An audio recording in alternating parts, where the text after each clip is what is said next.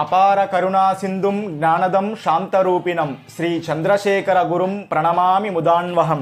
శ్రీ గురుభ్యో నమః. శ్రీమాత్రే నమః. సౌందర్యలహరి శ్లోకం. అవిద్యానామంతస్తిమిరమిదిరో ద్వీపనగరి జడానాం చైతన్యస్తబక మకరంద స్తృతిజ్జరి దరిద్రాణం చింతామణి గుణనికా జన్మజలదౌ నిమగ్నానాం ద్రంష్ట్రా మురరిపు వరాహస్య భవతి.